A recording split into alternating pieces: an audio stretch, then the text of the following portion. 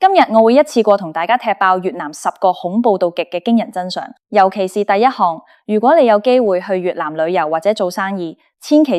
唔好因為好奇心而去嘗試，因為呢件事隨時會令你付出一生嘅代價，甚至乎係有生命危險。話說回頭，如果講到去越南旅遊最危險、最容易踩界，甚至隨時會冇埋條命嘅第一大禁忌，就一定要提到當地風靡一時，但背後隱藏住致命病毒同血腥黑幕嘅恐怖飲食文化——吃生血凍。喺越南語入面，呢種嘢叫做 Tiet Khen， 簡單嚟講就係用動物嘅生血，最常見係生豬血、生鴨血或者生羊血，混合切碎嘅內臟、肉屑、花生同香草。等佢喺室溫下凝固成好似啫喱咁樣嘅血塊，然後就咁生口吃落肚。當地人覺得呢種生血凍食落去好爽口、好滋味，仲相信佢有清熱、解毒同補身嘅功效。但係呢種看似特別嘅在地美食，根本就係一碗擺明車馬嘅毒藥，因為生豬血入面含有極高濃度嘅豬鏈球菌，仲有各種恐怖嘅寄生蟲同腦膜炎雙球菌。當你將呢啲含有活體細菌嘅生血吞落肚嘅時候，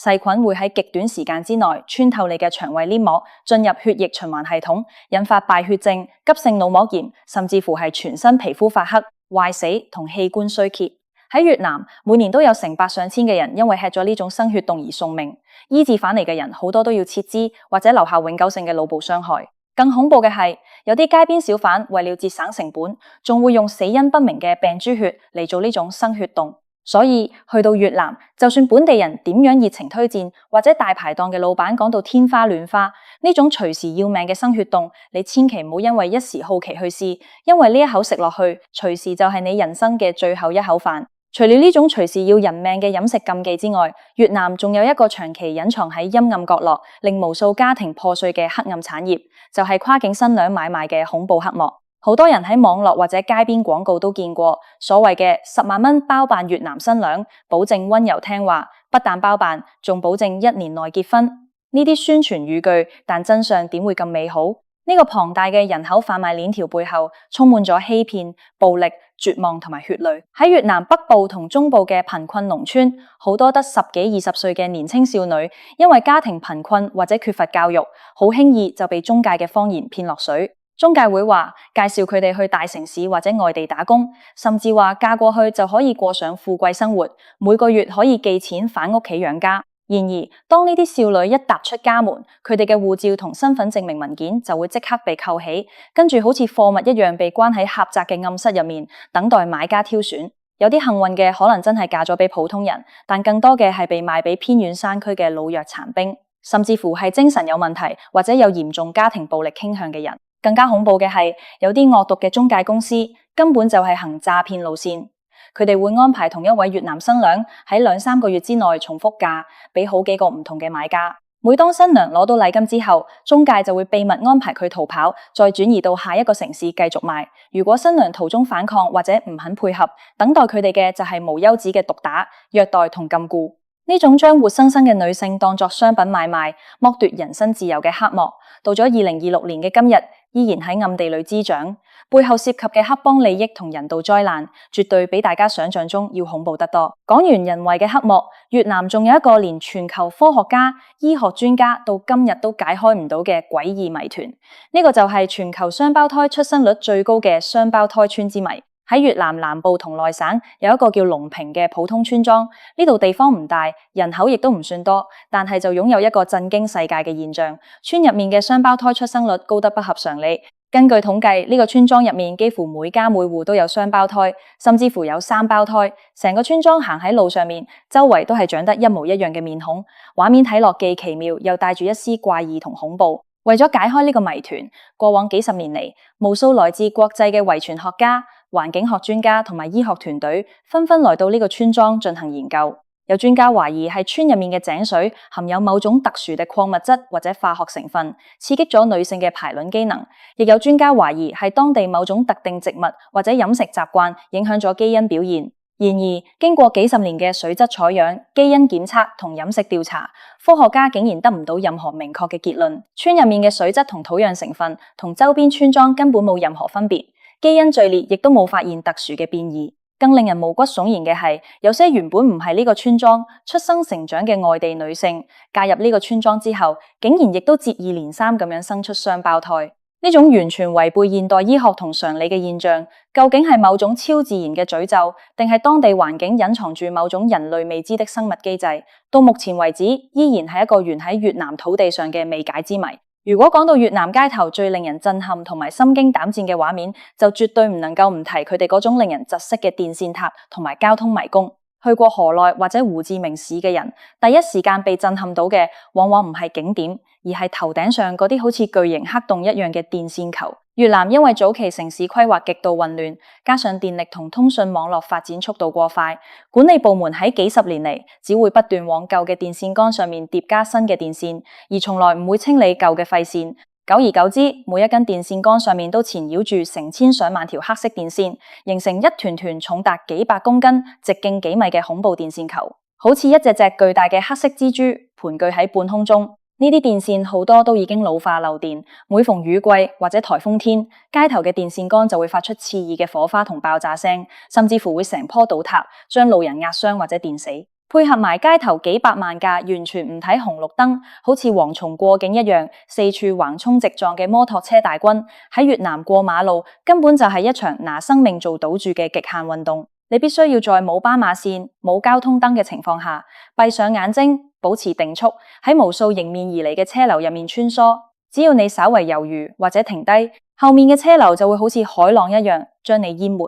呢種日復一日嘅混亂同危險，對於習慣咗秩序嘅外地人嚟講，絕對係一種心理上嘅巨大折磨。恐怖嘅事仲唔止咁少。如果我哋將目光轉向越南嘅民間信仰，你會發現呢度嘅風俗傳統同樣帶住濃厚嘅神秘同詭異色彩。喺越南嘅農村同民間有一個世代相傳、令人不寒而慄嘅習俗——二次葬，當地人稱為十骨葬。喺越南傳統觀念入面，一個人死後被埋葬落土，並不代表喪禮嘅完結，而只係一個階段嘅開始。當死者過世大約3至5年之後，家人會擇一個特別嘅凶吉日子，喺深夜時分召集親友，帶住工具去到死者嘅墳墓前，將棺木重新挖出嚟。跟住，親人要喺漆黑嘅深夜入面，徒手打開棺木，將腐爛得七七八八嘅屍體捧出嚟。人用雙手將骨頭上面剩餘嘅腐肉、泥土清洗乾淨，甚至要用酒同香水一根一根咁樣抹乾淨每一塊骨頭。清洗完成之後，家人會將呢啲骨頭依照人體結構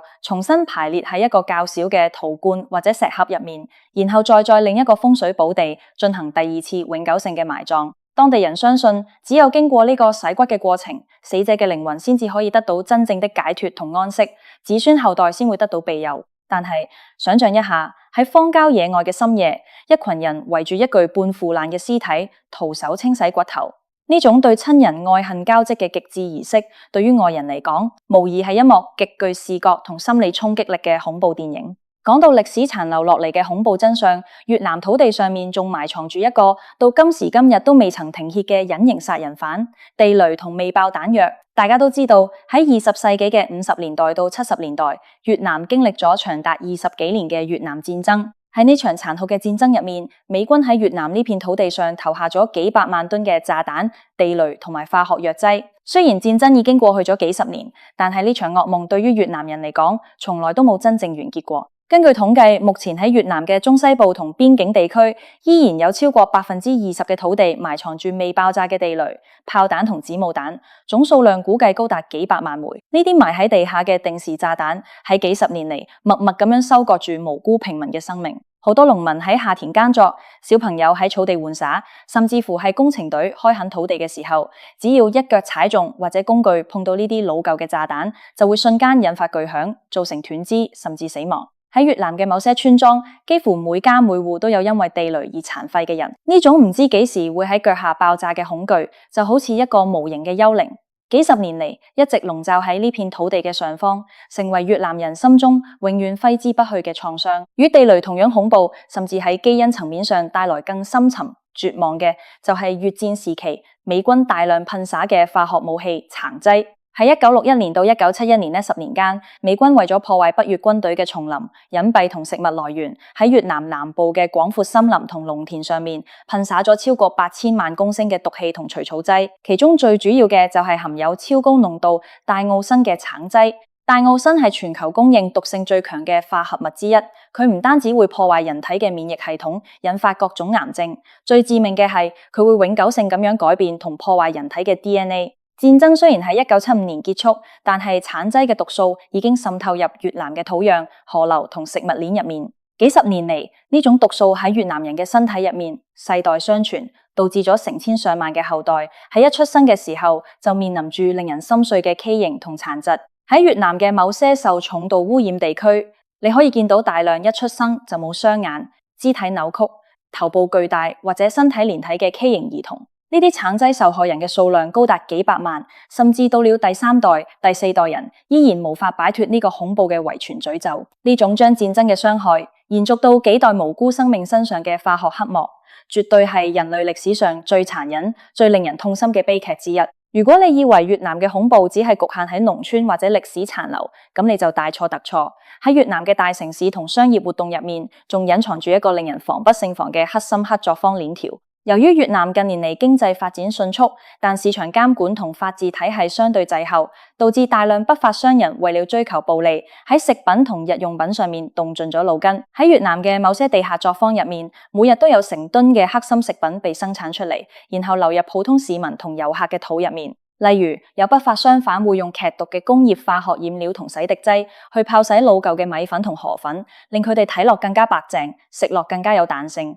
亦都有商販會將已經發臭、腐爛嘅豬肉同牛肉浸泡喺超標幾百倍嘅福爾馬林同漂白水入面，去除臭味同殺菌，跟住加上大量嘅人工香精同色素，造成街頭常見嘅越南肉餅同香腸。更令人震驚嘅係，喺某些地下咖啡加工廠入面，商人根本唔會用真正的咖啡豆，而係用炒焦嘅黃豆、玉米混合舊電池入面提取出嚟嘅黑色二氧化錳粉末、工業香精同化學黏合劑，攪拌重壓成解的咖啡粉出售。你喺街邊飲落去嘅每一口香濃咖啡，隨時都係一碗重金屬同工業毒素嘅混合物。呢種為了金錢而無視他人生命健康嘅黑心產業，喺當地嘅暗處屢禁唔止，令人毛骨悚然。除了以上呢啲飲食同環境嘅恐怖真相之外，越南喺社會安全同黑道勢力方面，亦都有住外人難以想象嘅陰暗面。喺越南嘅某些邊境城市，例如同鄰國接壤嘅區域，以及某些管轄混亂嘅特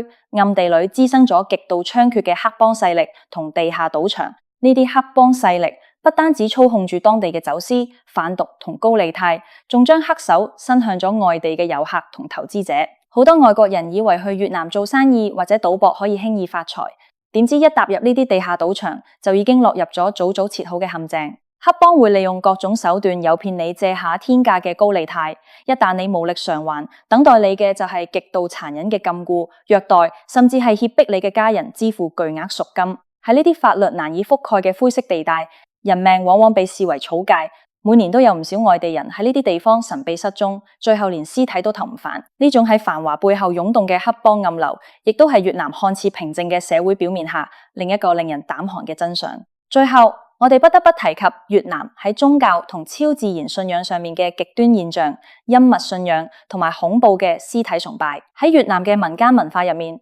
民間對死者同鬼神嘅敬畏已經達到咗一種近乎瘋狂嘅地步。喺越南嘅某些偏遠村莊，至今依然保留住一種叫仰古曼童同埋供奉古屍嘅詭異習俗。有啲極端嘅信仰者為了求財或者尋求庇佑，會私自去偷掘夭折嬰兒嘅屍體，將佢哋製作成乾屍，或者用特殊嘅油類保存起來，擺喺屋企嘅密室入面，日夜香火供奉，相信咁樣可以獲得超自然嘅力量同財富。甚至乎喺某些真實嘅新聞報道入面，曾經有越南男子因為過度思念過世嘅妻子，竟然喺妻死後幾年，偷偷將妻子的骨骸從墳墓入面挖出嚟，用黏土同布料包裹住骨頭，做成真人大小嘅傀儡，然後每日同呢具骨骸同床共枕，一齊生活咗10幾年。呢種超越咗常人心理承受極限嘅極端情感同信仰，展現出越南民間文化入面最深沉、最神秘，同時亦都係最令人不寒而慄嘅一面。